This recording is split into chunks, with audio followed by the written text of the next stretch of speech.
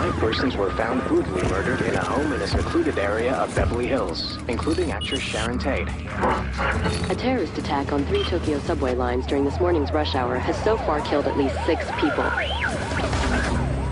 I used to think that people would have to be mildly mentally ill or pretty severely mentally ill to be drawn into a cult. And I totally disagree with that now. They allege that those who try to leave the colony are beaten and drugged. It's also possible that the cult leader has raped dozens of children. What these organized groups have evolved into is organizations of power, money, and sex. The bodies were reported to be the victims of a mass suicide pact, though some had been murdered.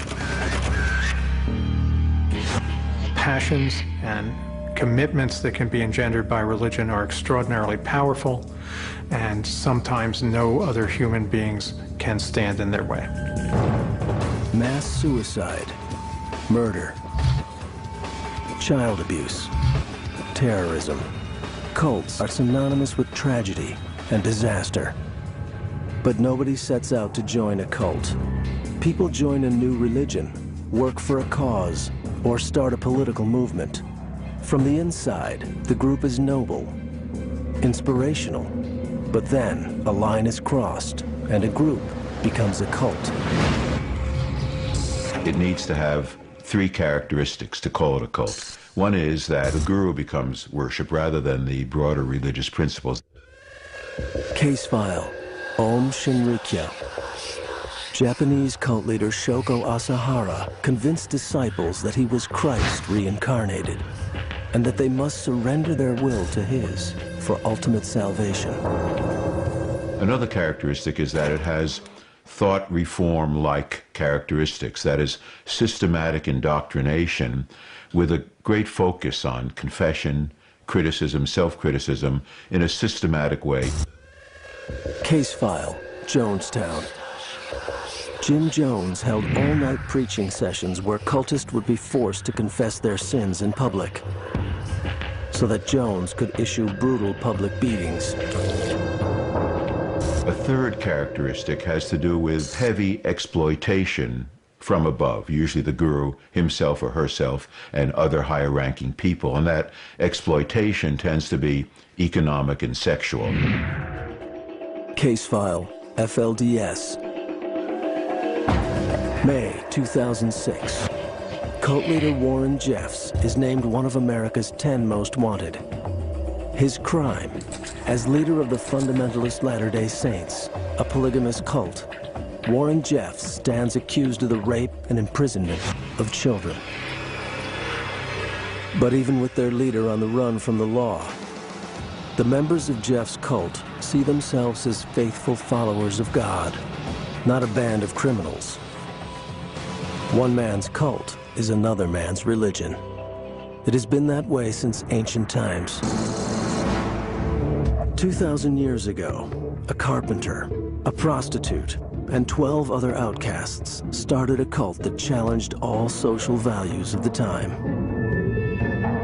They believed their leader was God himself, that he had the power to walk on water and even rise from the dead. They believed he would form a new kingdom, and their obsession with revolution worried local authorities. For decades, followers of the Nazarene, called Christians, were viewed as a cult by the Roman authorities. Christianity starts as a dissident movement within Judaism. So already there's tension between Judaism and the Jesus movement as it takes place. Certainly also, preaching about a kingdom is going to make the Romans nervous. They have a kingdom that they're happy with. So we have a charismatic leader with a message that challenges both religious and secular authorities. It would take hundreds of years for Christianity to become a mainstream religion. In fact, many of the world's major religions, Buddhism, Islam, Mormonism, have come from similar roots. They have all endured the suspicion and persecution that comes with the label of cult. I think people fear the cult because they fear difference. in a lot of ways, and this is a manifestation of religious difference. Because religions often, if not invariably, claim to address the most important questions for human beings. When people come up with challenging, different answers to those types of questions, they threaten the status quo. Most cults are nonviolent, and some have lost the label and become mainstream. Religion itself is not the problem, but cult leaders use religion to commit heinous and terrifying crimes. The kind of crimes that have led the FBI to hunt down Warren Jeffs, leader of the polygamous cult, FLDS. John Llewellyn, a former sex crime investigator with the Utah Sheriff's Office, has investigated several polygamous cults in Utah. While I was a deputy sheriff, I was in charge of all the sex crimes. And the captain started giving me these complaints about polygamy. And I knew very little about polygamy, and so being a good detective, I started to read up on it so I'd know better how to handle these. Several polygamous cults have spread throughout the western U.S., reaching a population of over 30,000. Though they split off from the mainstream Mormon church a century ago, they are erroneously referred to as Mormon fundamentalists. Both groups take their theology from the Book of Mormon and trace their faith back to the prophet Joseph Smith. But only the polygamous cults, as opposed to the Mormons, cut themselves off from society to hide their secret lifestyle. A lifestyle they practice because, according to their theology, it's the only path that leads to heaven. And they believe that for every wife, they will have a world. They will be the God of every world, one for each wife. And that wife will be the Eve of that world. And it will only be the Mormons who will have sex in heaven. As an undercover agent, Llewellyn expected to research polygamy as an outsider. But as he learned more, he and his wife soon found themselves in an unexpected position. This lady with 3 little girls, a single mom, asked if we wouldn't adopt her children if something happened to her. So I told my wife, I said, let's tell her we're studying Mormon fundamentalism, polygamy, and that might discourage her. To my surprise, 2 weeks later, she came to my wife and asked if she couldn't be part of our family.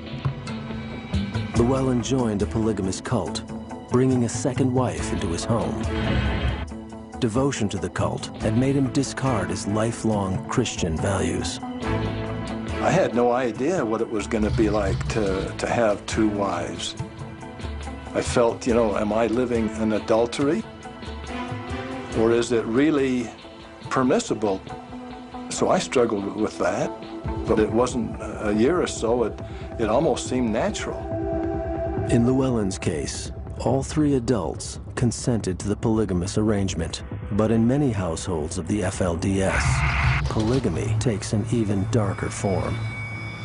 Not all women are child brides in these polygamous households of the FLDS, but many are. Children as young as 12 or 14 are marriageable. In the FLDS, Warren Jeffs routinely forces girls into marriages with men old enough to be their fathers. And in this cult of thousands, it's impossible to say how many girls have been forced to have sex against their will. Up until the relatively recent present, there had been a period of turning a blind eye to what was going on. But now there have been a number of indictments made against Warren Jeffs, and there has finally been the elevation of Jeffs to one of the 10 most wanted men by the FBI. In May 2006, Warren Jeffs became one of the FBI's 10 most wanted. But apprehending Jeffs wouldn't be easy. Upon taking over leadership of the FLDS, Warren Jeffs directed the construction of a 1,700-acre compound outside El Dorado, Texas. The centerpiece is a fortress-like temple, a huge white beacon amid the dusty Texas plains that cultists believe to be the most holy place on earth.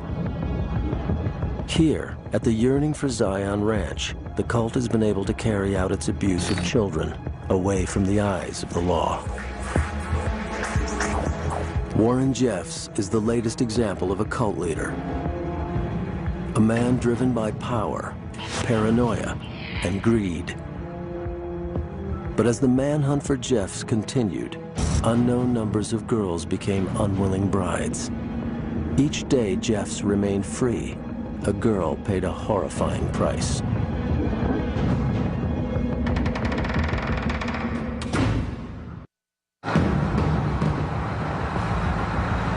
August 28th, 2006. Las Vegas police pull over a red SUV on a routine traffic violation. But the man at the wheel is no routine criminal. It is Warren Jeffs, one of America's 10 most wanted fugitives. The leader of the FLDS, Warren Jeffs, is currently under indictment for both enabling the marriage of an underage young girl to an already married 28-year-old and for acts of sexual nature with underage children himself. Like most cult leaders, Warren Jeffs has been using religion to act out his fantasies. Fantasies of domination and greed. Dependent on secrecy, he built a temple to his perversity in the isolated plains of Texas. But now, the prophet has a problem. Locked up in a federal prison and far from his obedient flock, Jeffs is finally to be punished for his crimes. And when cult leaders are cornered, they can drive the cult to self-destruct.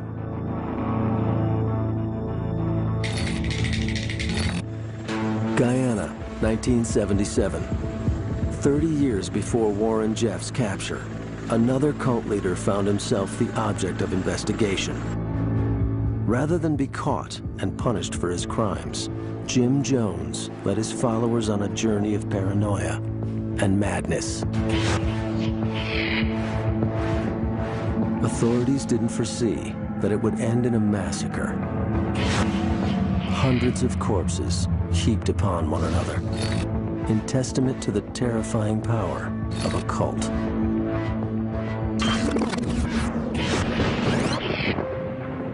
Lynn, Indiana, 1941. 10-year-old pastor Jim Jones is preparing for one of his first church services. Neglected by his parents and often alone, Jim seeks comfort in the stories of the Bible.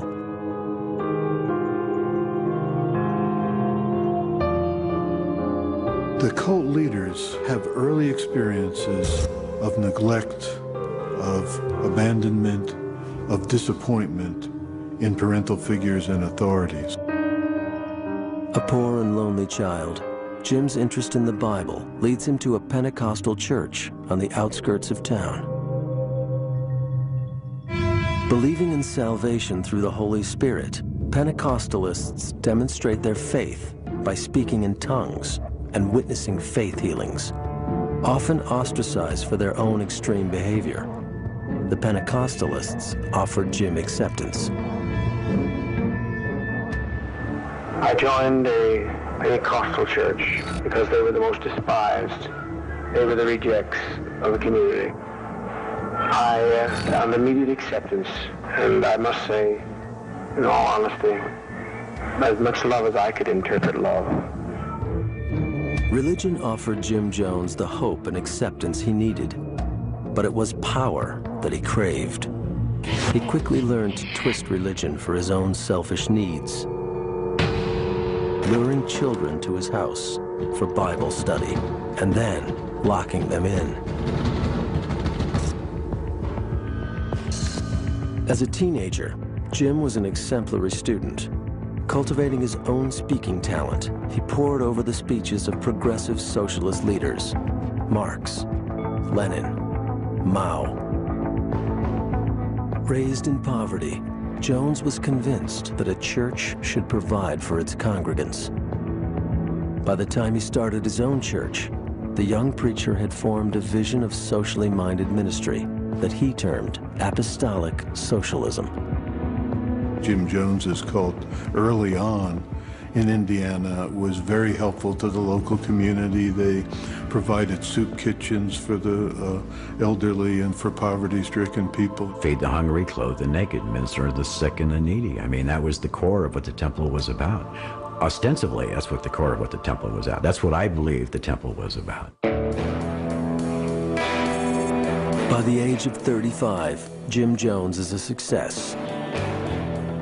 The church he started as a young preacher, newly named People's Temple, is attracting scores of new members. He's found a wife who shares his commitment to racial equality, and together they have adopted a veritable rainbow family. But Jim's radical politics and liberal attitude are too much for conservative Indiana. Early on, he was a guy with some very strong ideals in an unaccepting culture. He had the notion of racial immigration in a tough town like Indianapolis that didn't support that idea. Despite the growth of his congregation, Jones feels persecuted and misunderstood. His childish need for attention has matured into a full-blown hunger for power, and he must move his church to a place where it can mature. A place that welcomes progressive ideas, social activism, and radical politics. He moves the People's Temple to Northern California. It's no secret San Francisco has been kind of a mix, a place where lots of ideas came together. Anti-war days, Haight-Ashbury. The town was very open and tolerant to a lot of groups, a lot of ideas. The Bay Area would provide the perfect social climate for the People's Temple. From progressive communities in and around San Francisco, Jim Jones would recruit a small army of hard-working people devoted to social action. The progressive community in San Francisco and the liberal community loved us because we were clean-cut and responsible, and we had money, and we helped people. Rest homes for the elderly, tutoring classes for students, free legal advice. People's Temple provided a variety of social services, but for Jim, the social programs served a more selfish need. Most of these destructive cult leaders fit at least 8 of the 9 criteria for narcissistic personality disorder. Jim Jones, in all of his social programs and his congregation's involvement in the community, increasingly built his own sense of power and significance and glory in these projects. The progressive atmosphere of San Francisco afforded a lot of opportunity for an activist church like Jones's. But the quest for power and glory was only part of his motivation. The driving force in the move to California was his exceedingly strong paranoia. In 1962, Esquire magazine published an article on the 9 safest places to hide in the event of a nuclear attack. Redwood Valley, just outside San Francisco, was one of them. They thought it would be safe from a lot of perils. They even thought nuclear war might break out, and Redwood Valley, for some reason, was thought to be safer than any other place. Jones had had a vision that the Midwest was to be destroyed in a nuclear attack, and it was therefore essential to move quickly. He even set specific dates for this nuclear explosion that would begin the end of the world. I have given the date, the month, and the year where a nuclear war will take place. I want to be like Jonah of old. I want to be proven wrong. I'll be happy if one of my prophecies fail. They haven't yet, but I'll be glad when one of them does. The move from Indiana was only Jones's first step in a dark descent, one that would drive his doomed temple much further than San Francisco.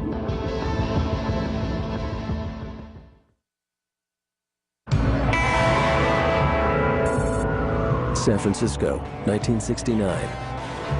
The good deeds of the People's Temple masked the narcissism and paranoia of its leader, Jim Jones.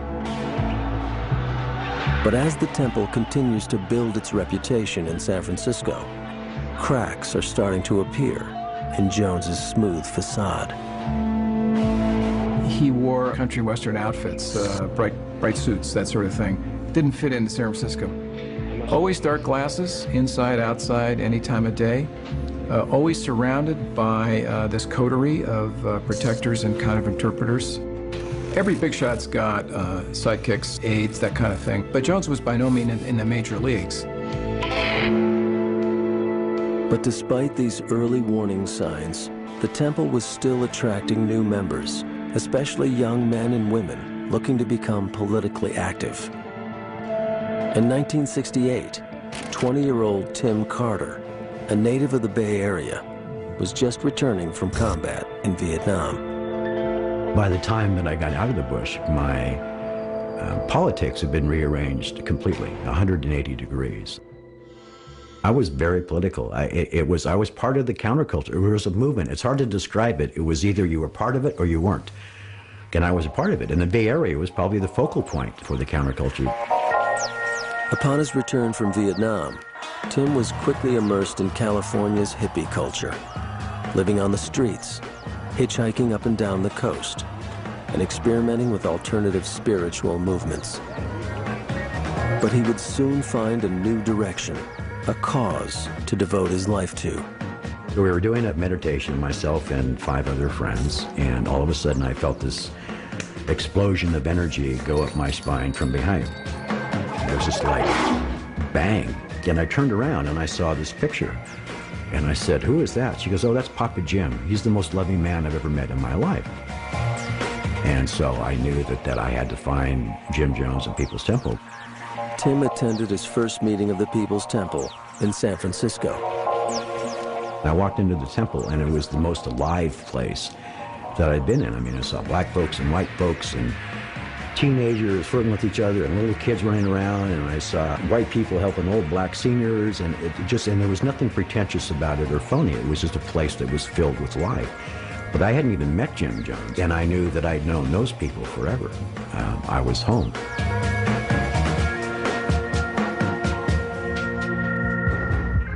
As a member of the counterculture, Carter was already attracted to social activism. Like other cults, the temple used good intentions to draw people in. At their sort of full crest, the temple was probably 2,000 or 3,000 people. It definitely grew in size when it was located in San Francisco, and they were very active in recruiting. To a potential recruit, People's Temple was a model organization, and Jim Jones, its loving and spiritual father. But success and power bring scrutiny. Marshall Kilduff, a reporter from the San Francisco Chronicle, was one of the first journalists to begin to examine Jones. At first, Jones's record seemed spotless, a little too spotless. I think Jones, by and large, had a benign and positive image. I don't think most people knew him real well, but publicly, if you asked any political leader or social leader, they said, yeah, he's a good guy. But here's the interesting thing. As I got more interested in Jones, I would ask some of the same people in a kind of quiet way off the record, and they said, there's something odd about this guy. There was something eerie about this guy, the way he had total mastery over this finger-snap army that he could get to show up anywhere. The power Jones exerted over his followers didn't escape Marshall Kilduff. His in-depth interviews with ex-members of the cult uncovered disturbing details about life on the inside. The malignant narcissist has a desire deep down of bringing down other people in a way that they feel brought down. And that leads to extremes. According to Kilduff's research, people were working inhumane hours, often 7 days a week, on the temple's various programs. At the temple itself, members were forced to confess to fabricated crimes for which they would be given vicious beatings. Ex-members asserted even children were being abused in this way. According to their descriptions, Jones was a classic cult leader, using spirituality to exert power psychologically and sexually over his cult. But were these allegations true? I thought I knew a lot while I was there, but what I was saying was not what the reality was. Jones using drugs. I didn't know he used drugs back then. The combination of heroin and speed, that's pretty potent stuff. I didn't know that he was having sex with everybody.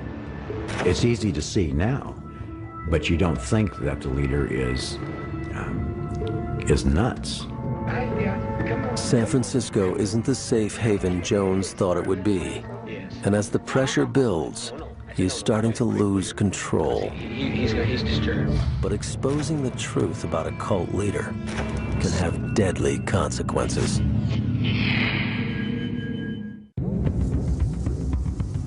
By the end of 1977, Jim Jones is feeling heat from the press. Rumors of sexual and physical abuse run rampant, while reporters continue to seize upon the story. I mean, we have conspiracies to deal with. I could name you 15 different conspiracies. Those who want to break progressive, nonviolent forces working for change within society, they've got a great willingness to be cynical and believe the worst about people. You don't hear much promotion of good things about people, but you sure hear a hell of a lot bad. Again, feeling persecuted, Jim Jones loads up the buses one last time. The Temple members that I sort of heard from later did get the sense that the Temple was kind of on the run, was in a sort of dire situation that needed some sort of correcting. They had to get out of San Francisco. In 1977, Marshall Kilduff's article appeared in New West magazine, exposing the abuse within People's Temple. But by the time the article is published, the temple was already in the midst of a mass exodus. In a matter of months, almost 1,000 people are relocated to Guyana, South America. After a long flight to the capital of Georgetown, temple members endure a grueling 36-hour trek by boat and jeep. Finally, they arrive at the humble cabins of the People's Temple Agricultural Project, aka Jonestown. Here, in the isolation of deep jungle, Jones believes he can finally have complete control. Well, for a guy who loved the public limelight and liked to attract new followers, you couldn't square that with Jonestown. But he clearly wanted more total control, a place he could really be all by himself. Maybe that's what he always wanted, create his own world. Jonestown, 1977. With a young wife and new baby, Tim Carter still hung on to that initial faith he had in the People's Temple. Like some other cult members, he had begun to distrust Jones, but still, he chose to stay. Some members explained this to Marshall Kilduff. They said we all had joined the temple for a lot of reasons. We wanted a better society, integrated world, a meaningful life, and it was hard to turn back from that idea to sort of say, well, I was wrong, I'm a fool, and now I want to leave. The cultists' commitment was tested again and again. Residents would be subjected to more public beatings and humiliations. Disobedience was punished with solitary confinement, and some were even put down with sedatives, leaving them in a permanent semi-conscious state. The extreme tactics were justified by Jones's paranoia. He believed they were under siege. Well, this whole siege mentality was developed by Jones as a way to draw people closer to the temple as it became more cut off, more estranged from the real world. The members were made to feel kind of on edge. The senses were just overloaded. You worked hard, you were given lousy food, you were told your life was endangered. So they were really driven to distraction by a series of these kinds of treatments. Like all cults, the People's Temple had gone through a metamorphosis. What was supposed to be an oasis of communal living, a socialist paradise of brotherly spirit, had quickly changed into a police state. The hippie commune had become a prison camp. But the transformation of Jonestown was merely a reflection of the change in Jones. The lonely little boy who had become a warm, generous preacher had morphed into a desperate, paranoid dictator. At the very end, this guy was a drug addict, delusional, crazy. There was worry that the temple was really getting to an unhinged point. Back in the U.S., someone decided to step in. San Francisco Congressman Leo J. Ryan is enlisted by a group of relatives of temple members who are unable to make contact with their family in Jonestown. Concerned relatives are beating their heads against the wall here. You're a congressman, maybe you can get something more done that we haven't been able to do on our own. And he made plans to go to Guyana, and after a lot of fencing around with the temple, finally succeeded in convincing them to let him in. Jim Jones is in a tight spot. He's been chased from Indiana to California, all the way to Guyana. And now, a congressman is showing up at his front door. The pressure is pushing Jones to the edge, and there's nowhere left to run. On November 17th, the congressman arrives in Jonestown with his aides, a few journalists, and members of concerned relatives. At first, Ryan is genuinely impressed. A few conversations I've had with some of the folks here already this evening that whatever the comments are, there are some people here who believe that this is the best thing that ever happened to them their whole life. But at some point during the show, a note is passed to one of the guests. A temple member wants to leave Jonestown. The news starts a domino effect, and others begin approaching Ryan and saying that they too are being held prisoner. Soon, a group of 9 are ready to leave with the congressman. Jones is disappointed. Leave us. I just beg you, please leave us. Bill, we will bother nobody. Anybody wants to get out of here can get out of here. These people get ready to go. It's these 9 people are leaving with the congressman. It's about 1:30, 2 o'clock in the afternoon when just out of nowhere, the sky turned, I'm not talking metaphorically, the sky turned almost black.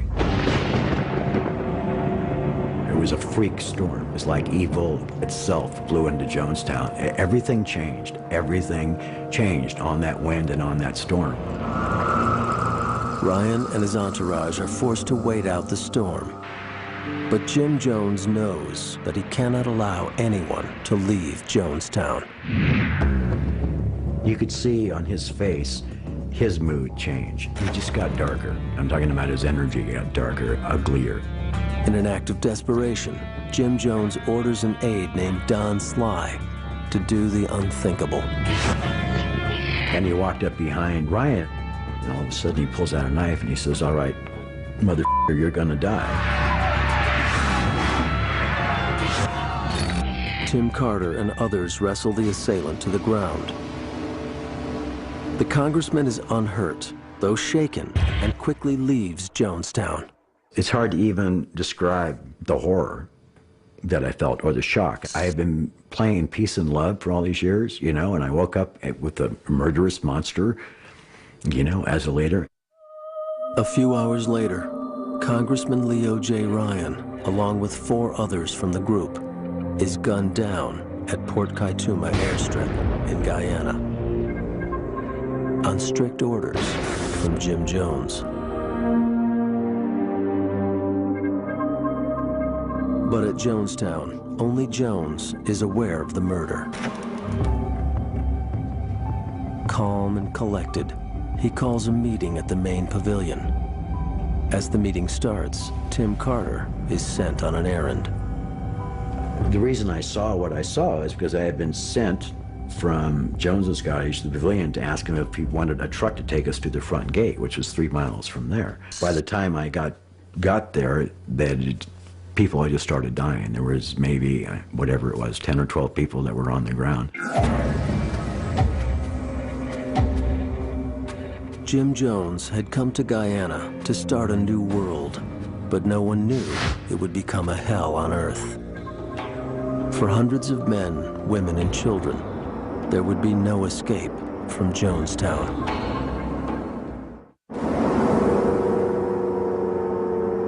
At a remote airstrip in a South American jungle, Congressman Leo J. Ryan has just become the only U.S. congressman ever to die in the line of duty, a victim of cult violence. By ordering the death of a U.S. congressman, Jim Jones has sealed the fate of People's Temple. Rather than face punishment for his crimes, he chooses death for himself and everyone in Jonestown. My opinion is that we be kind to children and be kind to seniors and take the portion like they used to take in ancient Greece and step over quietly, because we are not committing suicide. It's a revolutionary act. We can't go back. They won't leave us alone. They're now going back to tell more lies, which means more congressmen, and there's no way we can survive.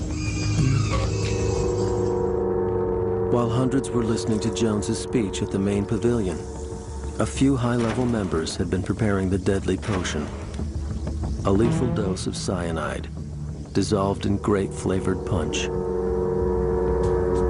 There are people who are screaming, let's not do this, and what about this option, and have we really, isn't there anything else we can do, Father Jim? And he would talk them down, berate them, and they were, many of them led to this vat of poison. And then suddenly, around the edges, appeared guys with guns, shepherding, pushing people towards taking the drink. I said I'm afraid to die. I don't think you are. I don't think you are. But I look at our babies and I think they deserve to live. I agree. You know? But also they deserve, what's more, they deserve peace.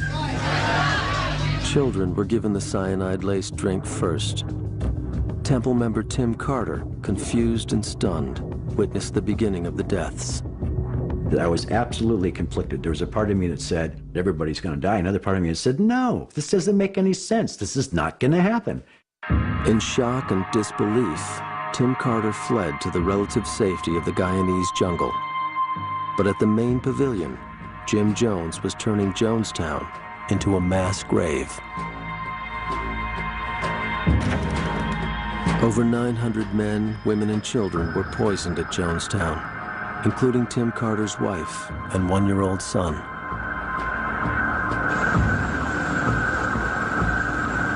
Along with Carter, only a few others escaped from Jonestown with their lives. Jones himself was found with a fatal gunshot wound to the head.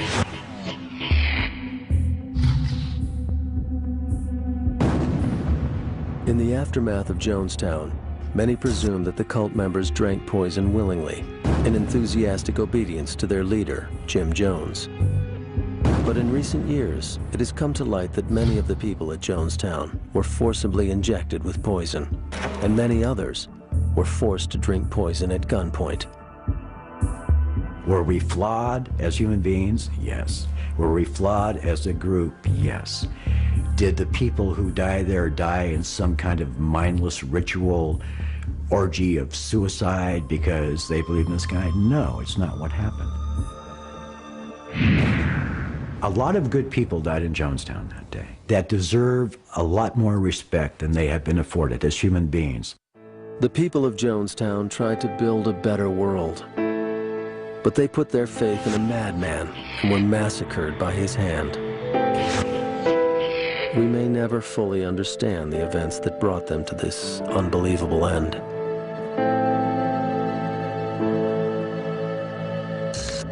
For almost 30 years, Jonestown has remained the icon of cult tragedy.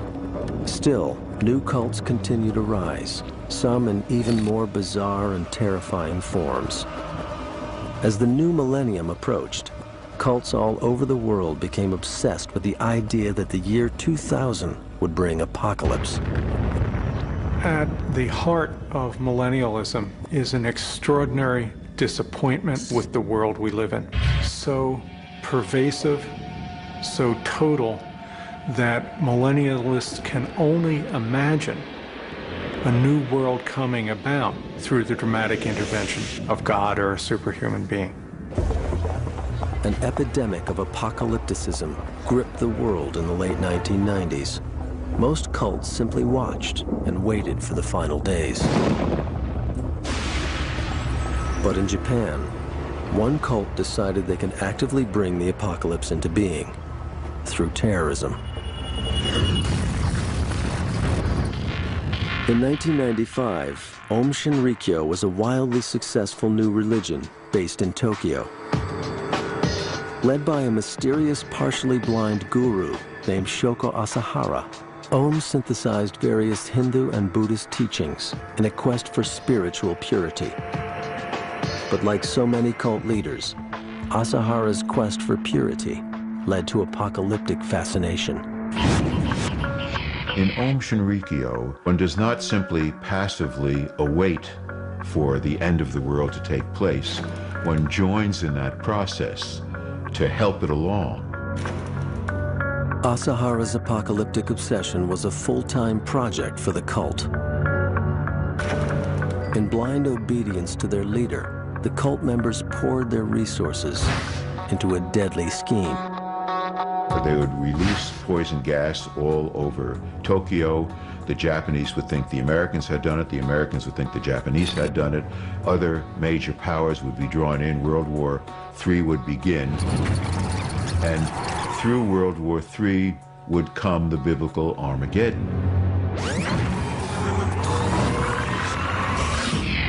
March 20th, 1995, Monday morning rush hour. As millions of commuters board the Tokyo subways, members of Om Shinrikyo release a deadly nerve agent on 5 different trains throughout the city.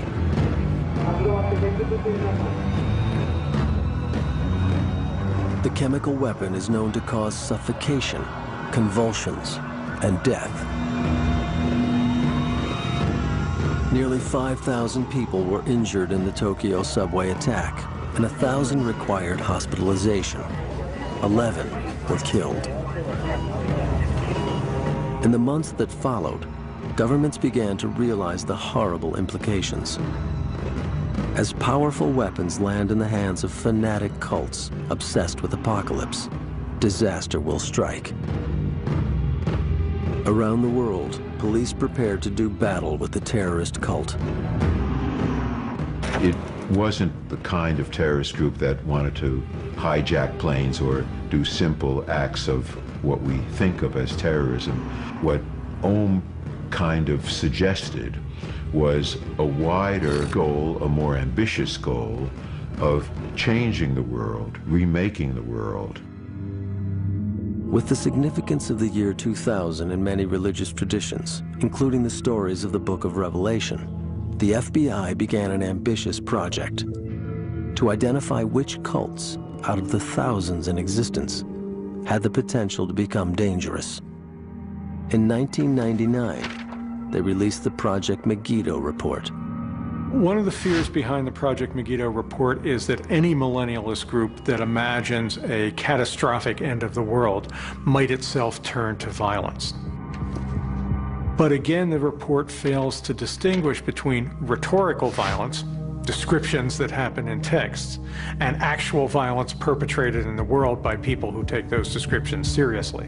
One can say that when groups are very intense in their declaration that the world will end, and in their preparation for it, they might potentially become violent.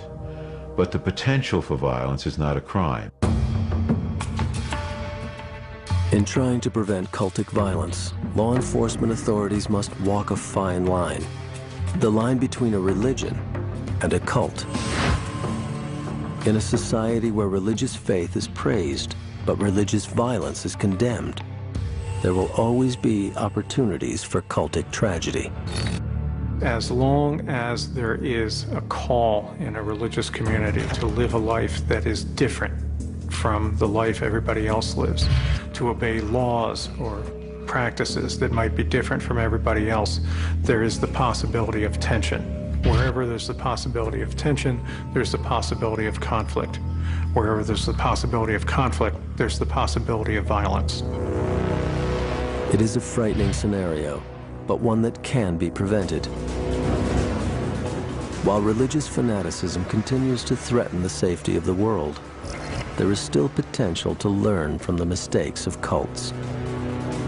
There are no guarantees, only the desire to question and resist the power of the cult.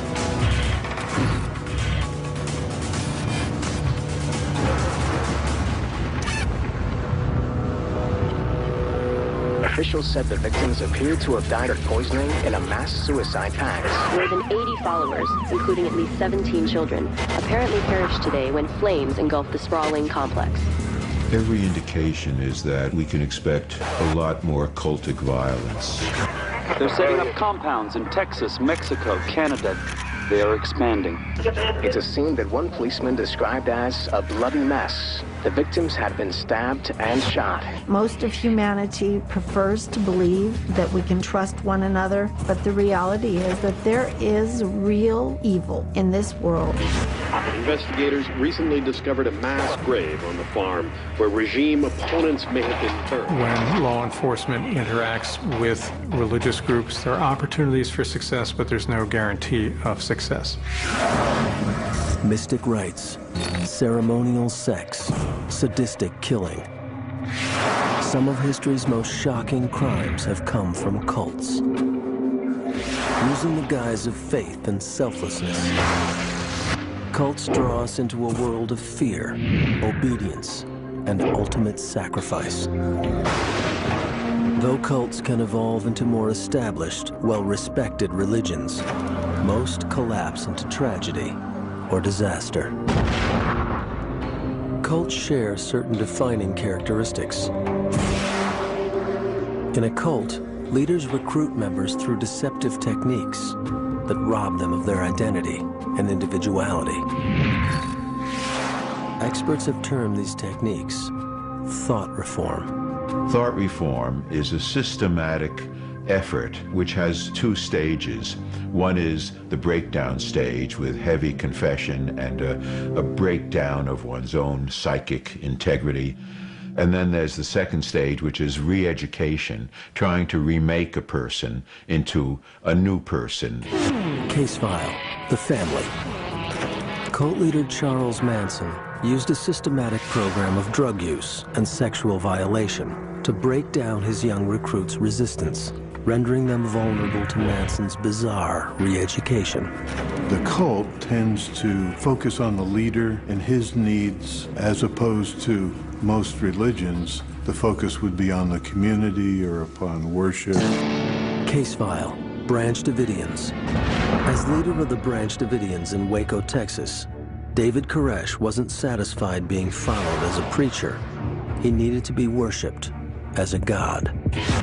With Koresh demanding that the group members called him Dad or Father, and then that gradually moves to God the Father and actually God.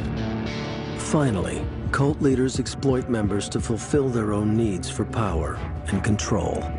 In many cases, the exploitation is financial or sexual, but at times has taken an even darker form. The California Institution for Women is the largest penitentiary for women in the state of California. A model inmate for almost 4 decades, Leslie Van Houten is attending her 16th parole hearing. In ordinary circumstances, she would have a good chance of receiving parole. But Van Houten is no ordinary criminal. 37 years ago, before her life as an inmate, Leslie devoted her life to a cult led by Charles Manson.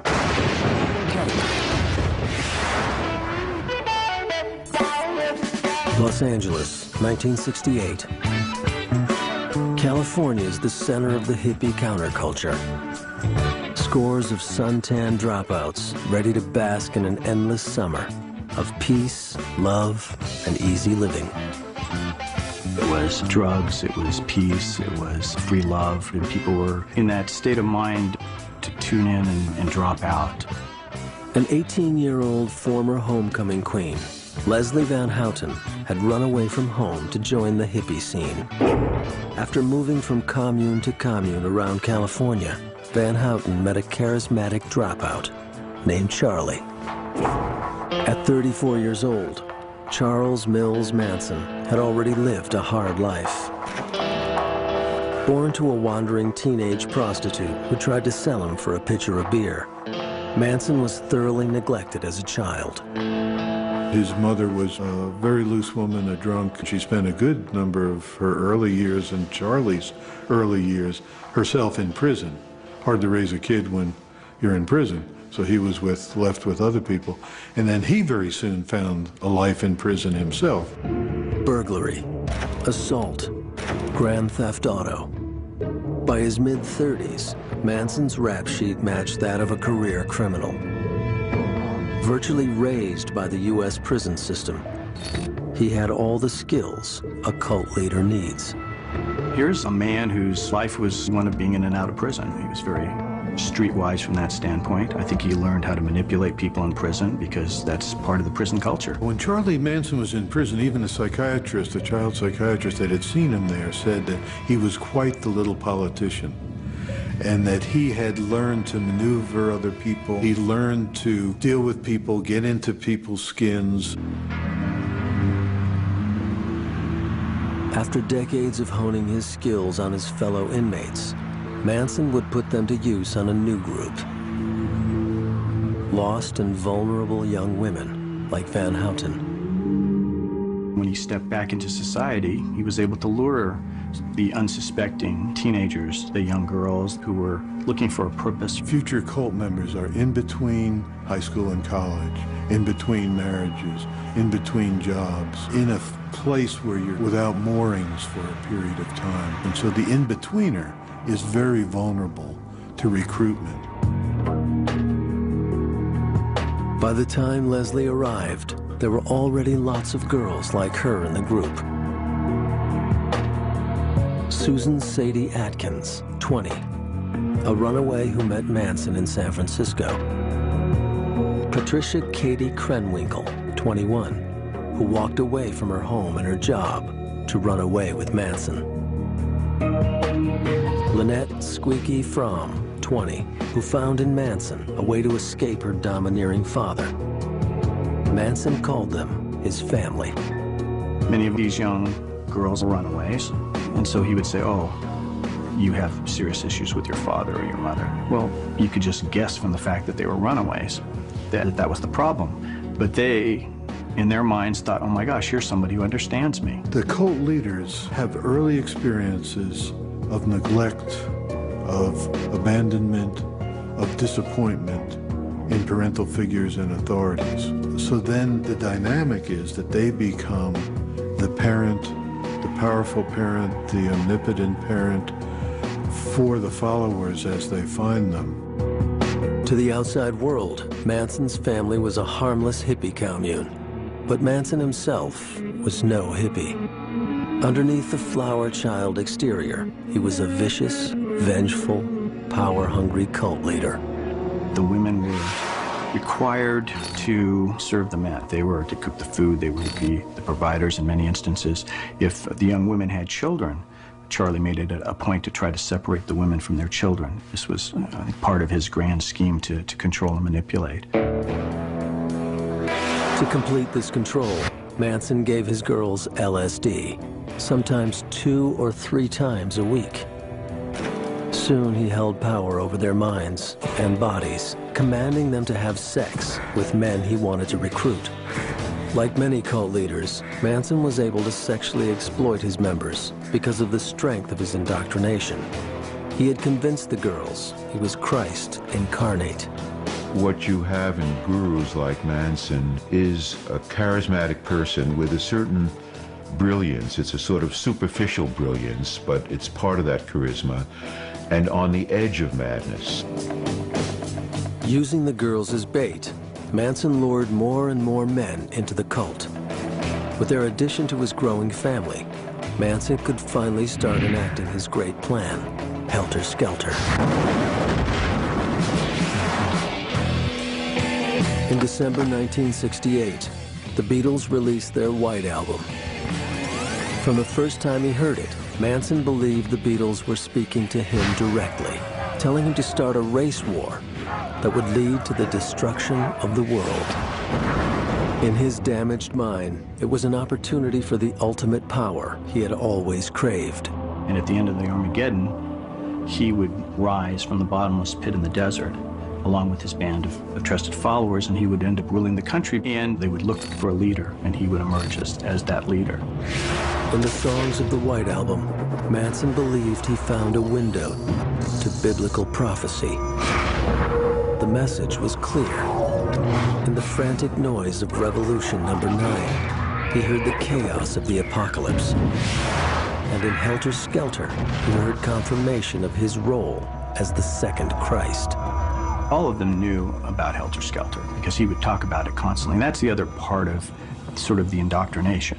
You know, he would constantly repeat over and over again his plans, his philosophy, his theory as to what was going to happen. And if any family member was initially skeptical of this concept of Helter Skelter, if you keep hearing it over again while you're taking drugs and you're involved in this environment, eventually you begin to start believing. At age 19, Leslie Van Houten believed in Helter Skelter. And in slave-like devotion to Charles Manson, she would take part in one of the most outrageous crimes of the century.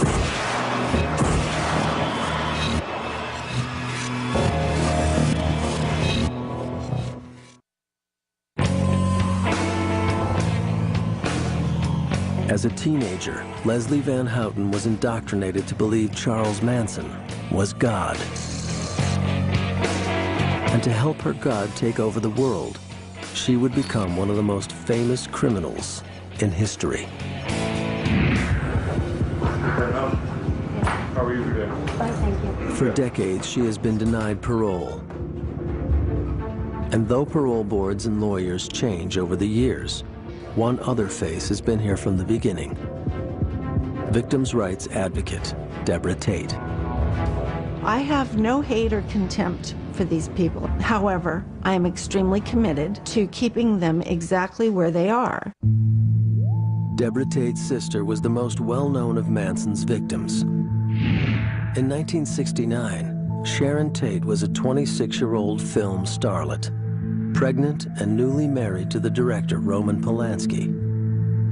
But before she could become a Hollywood legend, her life would be taken in senseless violence.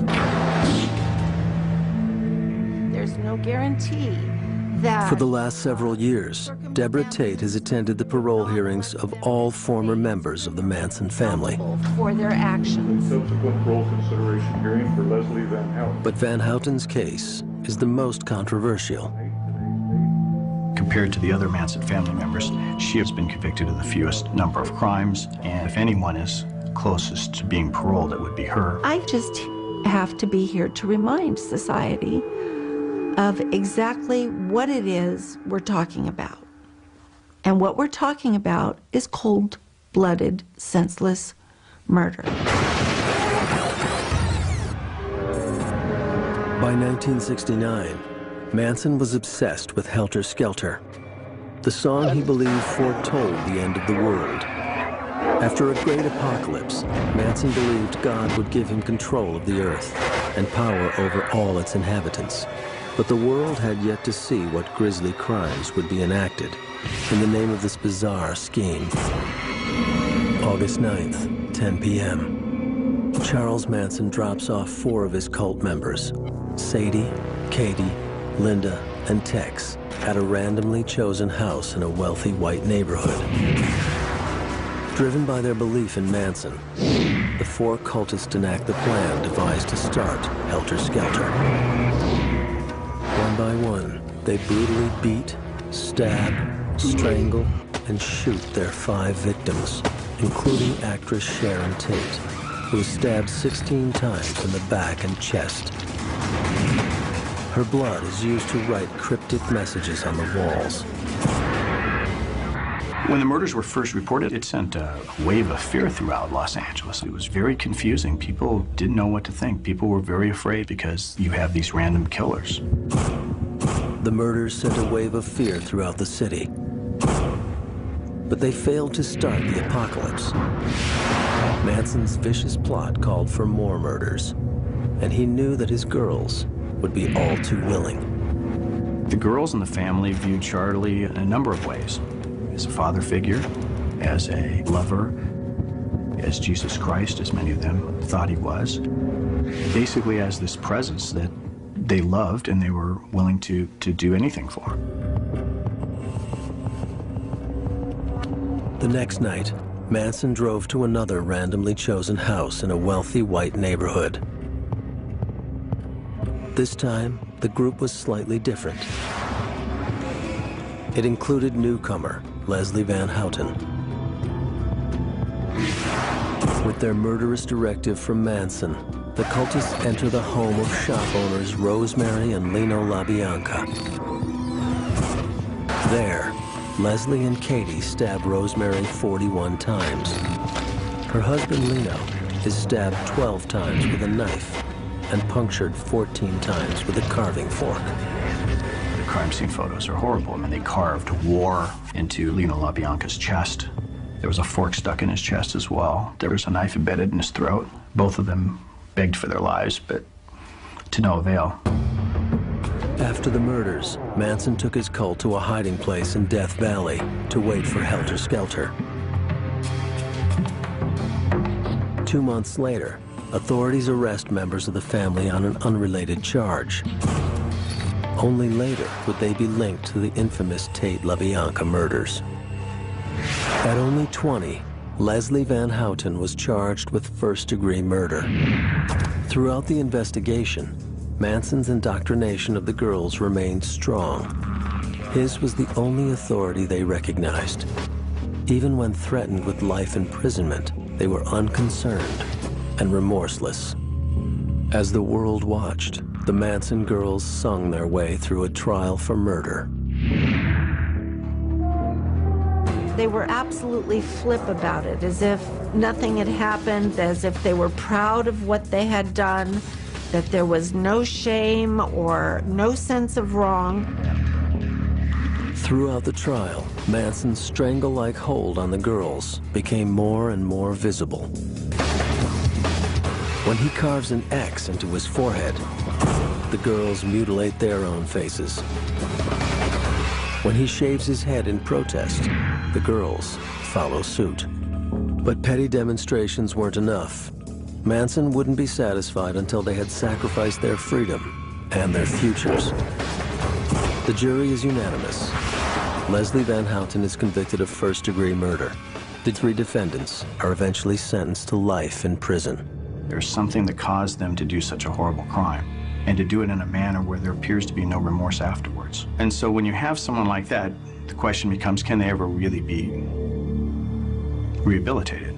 To say that they would be viable, functioning individuals in a free society, I just can't go with that. At Leslie Van Houten's 16th parole hearing, the arguments have been made and the issues have been deliberated. As the news cameras wait, the parole board is about to give their decision.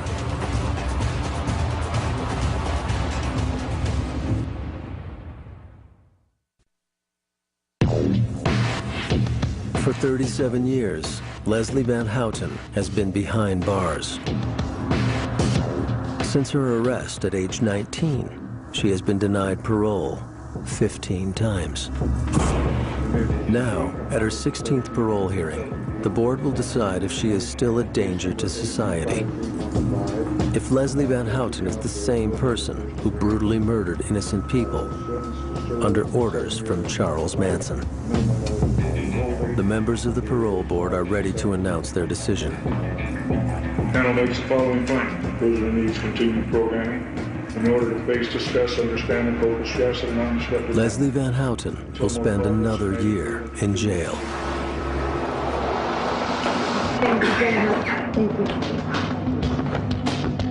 Her cultic devotion to Charles Manson has cost her her freedom.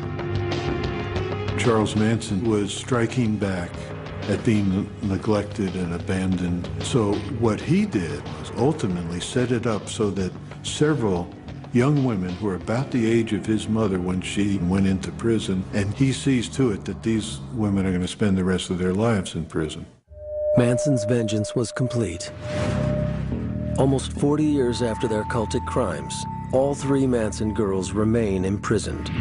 But every parole hearing, or attempted appeal is still a media We all circus. need to stand together and put our foot down. And the hard work that she's done. If the crime were committed today, the minimum sentence that she would have received for these The world continues to be shocked by the naked cruelty of these decades-old crimes.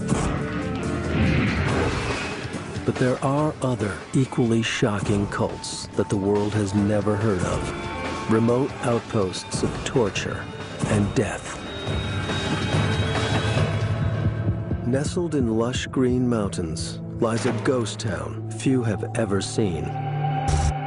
The clean, white walkways are empty, and the little houses stand abandoned.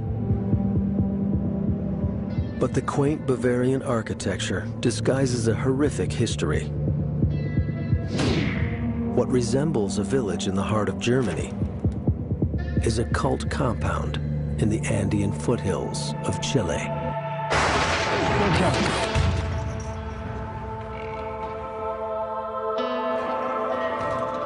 In the 1950s, Paul Schaefer was the spiritual leader of a Baptist church in his native Germany. Extremely strict in his doctrine, Schaefer appealed to a group of pious Germans who believed in the cleansing power of penance and asceticism. But while preaching the heavenly virtues of self-denial, Schaefer himself indulged in disturbing perversities. Schaefer had been denounced for 2 or 3 episodes of abuses of children. So he had to find a way to get out of Germany and still have unlimited access to children. A compulsive pederast, Schaefer had been molesting the young boys of his congregation for years. When he came under suspicion of the German authorities, Schaefer fled with his congregation to the safety and anonymity of South America. In 1961, he purchased a large piece of land in a remote area several hours south of Santiago, Chile. There, he put his cult to work building an orphanage for Chilean children, with whom he could enact his twisted fantasies. Heinz Kuhn, a German national, spent 6 years at the colony. Let me tell you something. If this were to happen to me today, I would never have gone. But when you are young, 19, 20 years old, you're not prepared for life, and anything is possible in a group. To the Chilean locals, Colonia Dignidad, the colony of righteousness, was a successful humanitarian organization.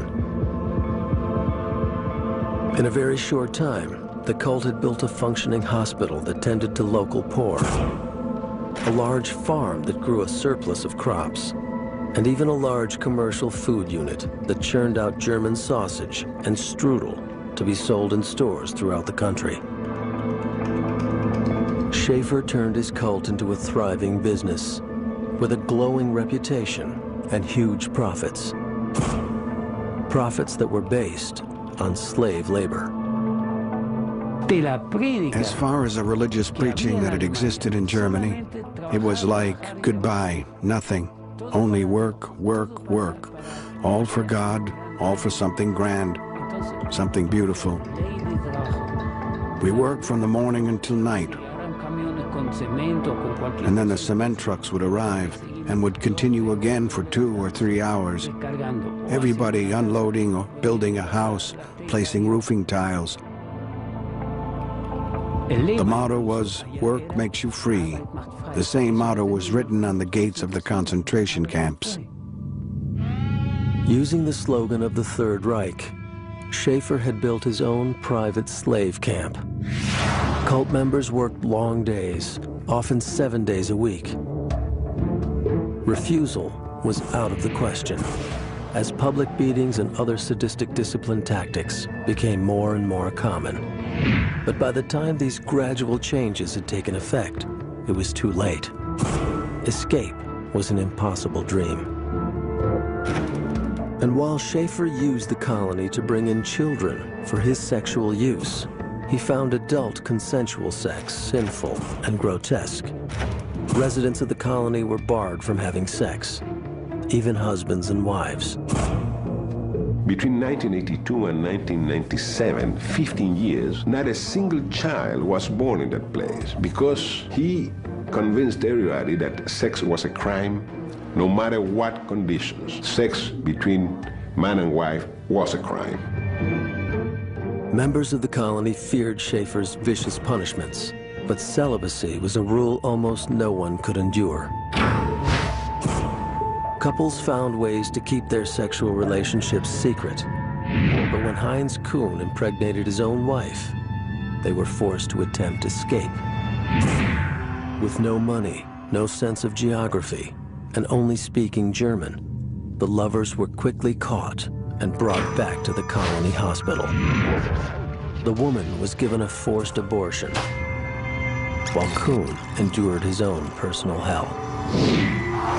I was imprisoned in this hospital. I say imprisoned because it was against my will, with electroshock, pharmaceutical shock, and without giving me a drop of water for 15 days or more.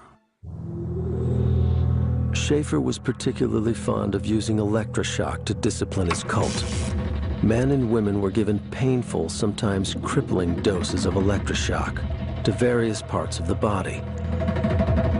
And most tragically, as part of his twisted pedophilic philosophy, Schaefer implemented a bizarre plan to stop children from growing up. They treated the children to various processes that were aimed at inhibiting sexual development. It is documented that girls were treated to electroshock in the vagina, hormones were applied, because for Schaefer and for some of them, the fact that a girl develops into a woman is a terrible thing. Like Manson and other cult leaders, Schaefer directed his most violent impulses towards women, preaching that women were instruments of the devil, whose purpose was to tempt men to sin. Schaefer subjected girls to bizarre and painful experimentation. The colony's modern hospital had become a haven for torture, soon to be feared by the entire nation. In 1973, General Augusto Pinochet staged a coup that successfully took over the Chilean government and set up a military dictatorship. During Pinochet's 17-year reign, thousands of Chile's intellectuals and political dissidents were kidnapped, tortured, and killed. It was only a matter of time before the two vicious dictators met. They become relevant for the militaries because they are a big place, well protected, guaranteed from the point of view of security and information, and they became a center for torture, for training torturers. Chilean people that were detained by the Chilean police were taken to that place, were tortured, some of them were murdered, their corpses were disappeared. To this day, it is a matter of debate whether cult members knew their compound was a torture center for the Pinochet regime. But if they were ignorant to the government's activities, they were witnesses to Schaefer's increasing cruelty within the cult. I couldn't take it anymore. Every day, the same thing. Shouting at people, hitting people, abusing children. We were silly fools telling the outside world how good we were. After 3 attempts, Heinz Kuhn escaped Colonia Dignidad alone, unable to convince his wife to flee. It would be decades before Paul Schaefer's dark secrets were finally uncovered. In 2005, Paul Schaefer was apprehended on charges of physical and sexual abuse. After an 8-year manhunt, authorities were able to arrest Schaefer without endangering the lives of his cult members. It was one small victory in a world that is littered with cultic tragedy.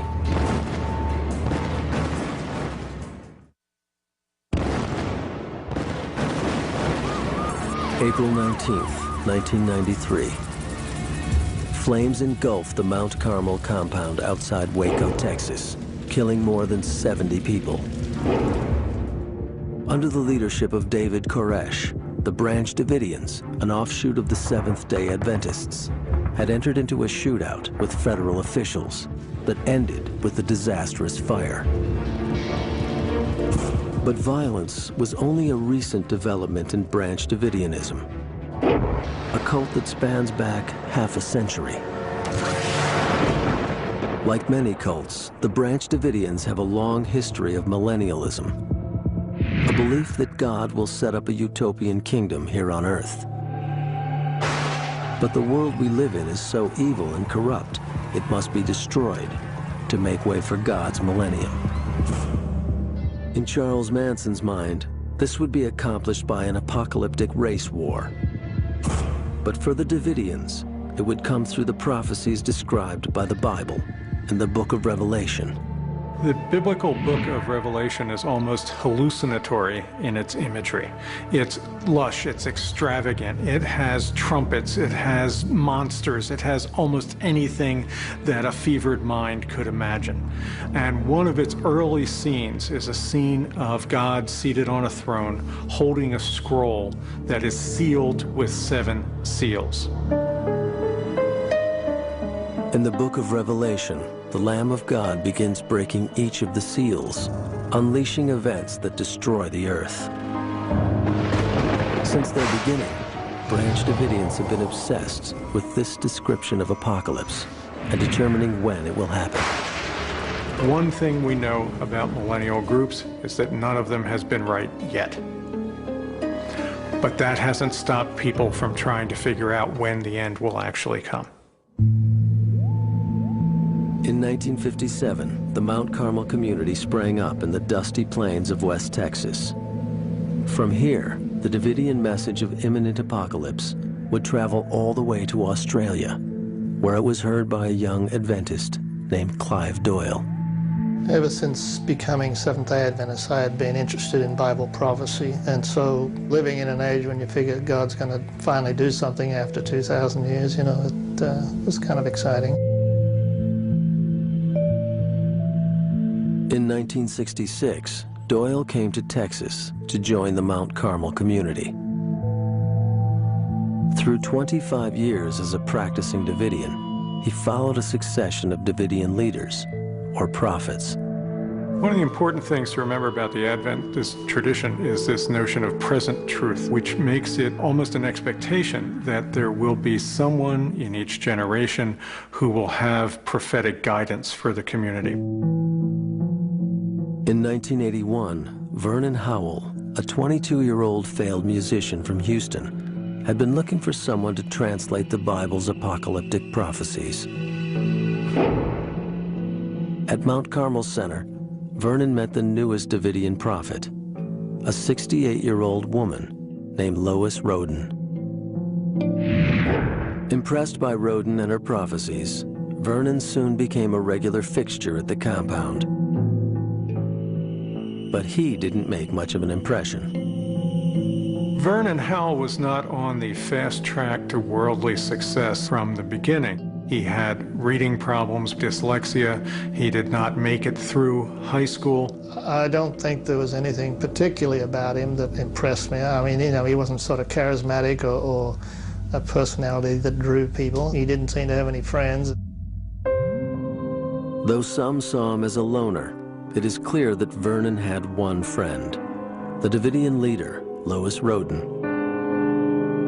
In fact, some Davidians claimed that the 22-year-old boy physically seduced the 68-year-old widow, appealing to her with a prophecy of his own.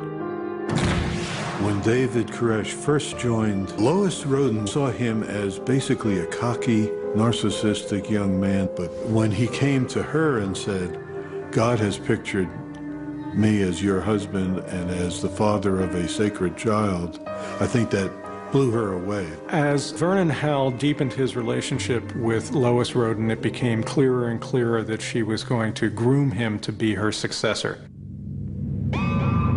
With Roden's endorsement, Vernon Howell succeeded her as leader of the Mount Carmel community. And because the Davidians were already indoctrinated to believe in modern prophets, Vernon had a compliant group from the start. when Vernon came on the scene. It was strange to have somebody new being given the pulpit, but we have been taught to give everybody a hearing that claims to have something from God. One of the things that Lois Roden saw in Vernon Howell, and then that other members of the community started to see in him as well, was his ability to show connections that pointed to the conclusion that the Branch Davidians had always hoped for, that the end of time is coming soon. In preparation for Christ's new kingdom that would come after the apocalypse, Vernon decided to make a trip to the site where that kingdom would form, the Holy Land, Israel. There he would be given the power that all cult leaders so desperately crave. The turning point for him was a trip to Israel when he appears to have experienced what he described as an ascent into the heavens, where he went up into the heavens, spoke to God face to face, and came back a changed man. It was as a result of that experience that he decided that he was the Lamb of God, mentioned in the book of Revelation, who could unseal the scroll sealed with 7 seals. As the Lamb of God, Howell believed he was more than a mere man. His God had called out to him, giving him the authority to act out his fantasies. Fantasies that would bring the attention of the FBI and the world.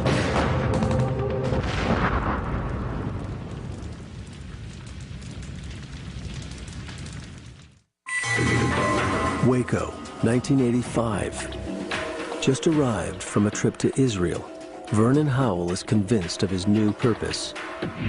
No longer just the prophet of the Branch Davidians, he has been chosen to be the Lamb of God and charged with beginning the apocalypse. The apocalypse for David and for many of these destructive cult leaders is sort of the ultimate power trip. He's actually usurping Christ. He's rewriting Scripture. Flush with pride, Vernon takes on the majestic name David. He believes that God has made him the new king who will rule over the coming apocalypse. But his visitation with God has given him an even more horrifying power. There are 2 major turning points in David Koresh's time with the Branch Davidians. The first one is his religious experience in Israel. The second one is when he announces what he called a New Light revelation, which essentially reserved all female members of the group for Koresh.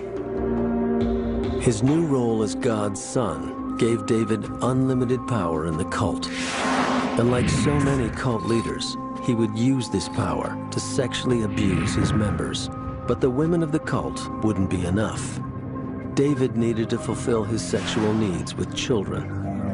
The people with whom David Koresh had sex range from very, very young, 13 or so, up through substantially older than that.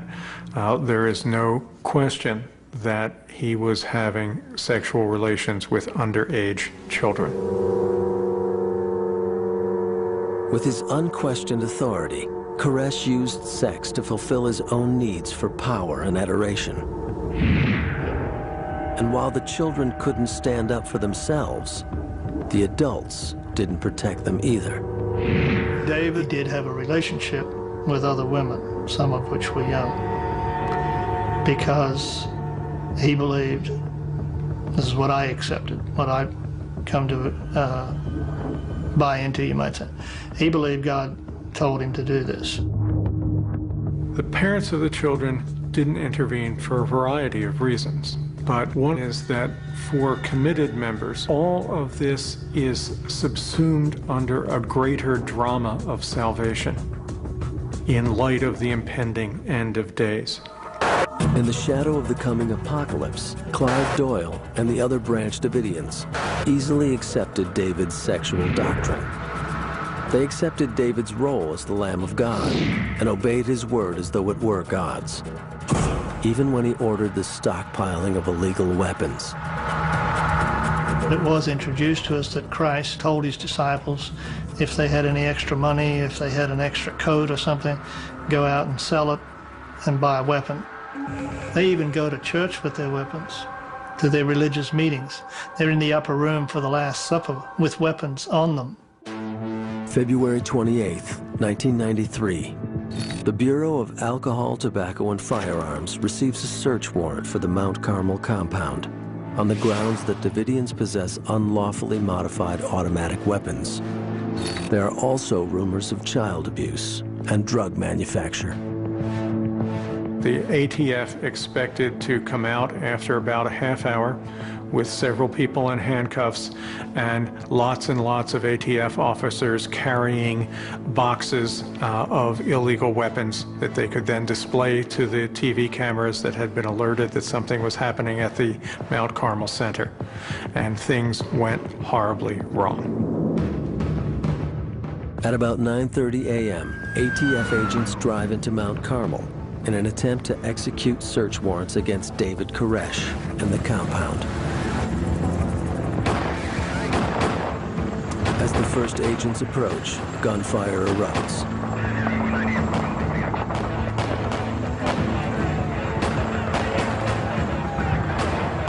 Four ATF agents are killed and 15 are wounded. An undetermined number of Davidians are killed and injured. I think there was a lot of shock with the initial raid. Guys jumping out with guns and shooting almost instantly was a shock. There's so much happening. Bullets coming through the walls, through the ceilings, up through the floors. The details of the assault are still controversial, as both the ATF and the Davidians claim that the other side fired the first shot. What is clear is that the authorities were unaware that their actions would be interpreted in a religious context. The ATF raid created a theological crisis for David Koresh, as well as the practical problems that were involved in it. The theological crisis was to fit it into his understanding of how the events of the end would actually happen. They seemed, in some ways, to be happening now outside of Waco, Texas. As FBI trucks surrounded the compound, the Davidians imagined they were entering into a final apocalyptic battle.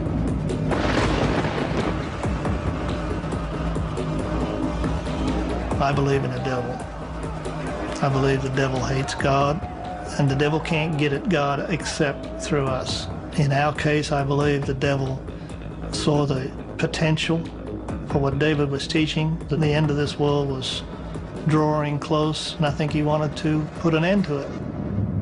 On Monday, April 19th, 51 days after the initial assault by federal authorities, the Mount Carmel compound erupted in flames.